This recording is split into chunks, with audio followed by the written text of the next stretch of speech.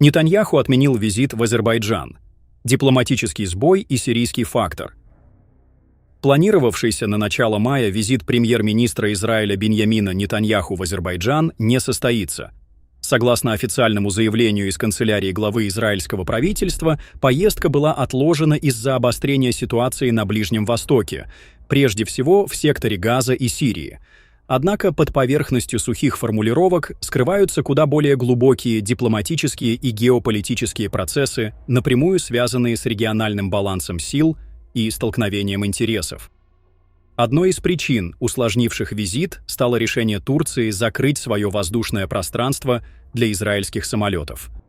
Это подтвердил Центр по борьбе с дезинформацией при администрации президента Турции, опровергнув слухи о якобы согласованном пролете израильского борта.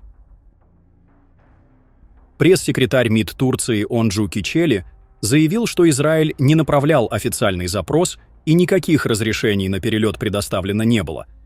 Фактически Анкара дала понять, небо Турции для израильского премьера закрыто. Этот шаг стал не только техническим препятствием для визита, но и символом ухудшения отношений между Турцией и Израилем. Анкара демонстрирует, что не намерена облегчать дипломатические инициативы Израиля в регионе, даже если они осуществляются через третьи страны, в данном случае через Азербайджан. Изначально визит Нетаньяху в Азербайджан рассматривался как попытка расширения контактов Израиля в мусульманском мире. Однако новость о возможном приезде израильского премьера в Баку вызвал волну негодования в турецком обществе.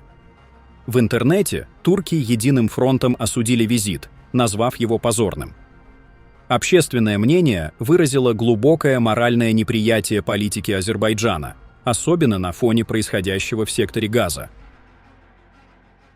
Напомним, что в Азербайджане большинство населения – шииты, тогда как в Турции преобладают сунниты. Наибольшее возмущение высказывали турецкие граждане, осуждая сближение Баку с Израилем. В самом Азербайджане и среди населения, и на уровне властей предпочитают не говорить об этом, ведь ситуация патовая. С одной стороны, Израиль – союзник, с другой, со всех сторон звучит одно слово – позор. Власти Азербайджана старались представить визит как возможный шаг к посредничеству между Турцией, Ираном и Израилем, но реальное положение вещей и дипломатический вес страны не позволяют воспринимать эти заявления серьезно. Несмотря на внешнюю активность, Баку пока не обладает политическим капиталом, достаточным для того, чтобы быть признанным нейтральным посредником в столь сложном и заряженном конфликте. Кроме того, отношение Ирана к Израилю остается непримиримым. Как подчеркивают в Тегеране, внешнюю политику Исламской Республики определяет не президент, а верховный лидер – аятолла Али Хаминеи. Его позиция неизменна. Параллельно с дипломатическим срывом визита Нетаньяху резко возросла напряженность в Сирии, где интересы Турции и Израиля все чаще сталкиваются. Поводом стало наступление формирований Временного сирийского правительства, поддерживаемых Анкарой, на населенный пункт друзов на юге Сирии. В ответ Израиль нанес авиаудары по позициям этих сил в районе Дамаска. Министр обороны Израиля заявил, что операция направлена на защиту друзов, оказавшихся под угрозой этнической чистки. Сирийский центр по правам человека сообщил о гибели 15 представителей друзской общины. Влиятельный духовный лидер друзов шейх Хикмат аль-Хиджри также обвинил сирийский режим в геноцидальной политике и заявил, что государство, убивающее свой народ, не имеет легитимности. Ответ Турции не заставил себя ждать. В воздух были подняты истребители F-16, применялись средства радиоэлектронной борьбы, однако они не смогли помешать израильской авиации выполнить задание. Более того, Израиль через США передал предупреждение Турции. В случае вмешательства турецкой авиации в операции армии обороны Израиля в Сирии, израильская сторона оставляет за собой право сбивать враждебные самолеты. Эскалация в Сирии приобретает все более острый характер. По оценкам аналитиков, впервые за последние годы возможен прямой военный инцидент между двумя региональными державами – Турцией и Израилем, формально остающимися союзниками США, но давно находящимися по разные стороны политических баррикад. Израиль, в свою очередь, усиливает оборонную готовность.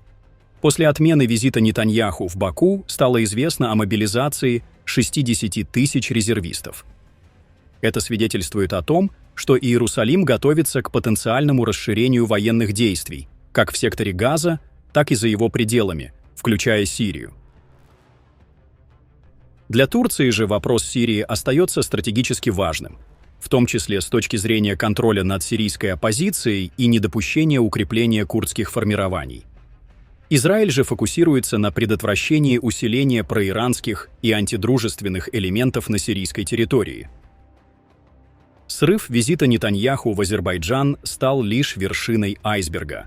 На самом деле речь идет о более широком региональном противостоянии, где каждый дипломатический жест сопровождается демонстрацией силы.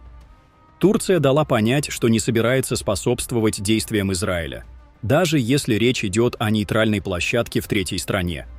Израиль, в свою очередь, показывает, что готов решать вопросы силой и в воздухе, и на земле. Я тут обнаружил любопытную деталь насчет вчерашних предупредительных маневров турецких ВВС в сторону израильских.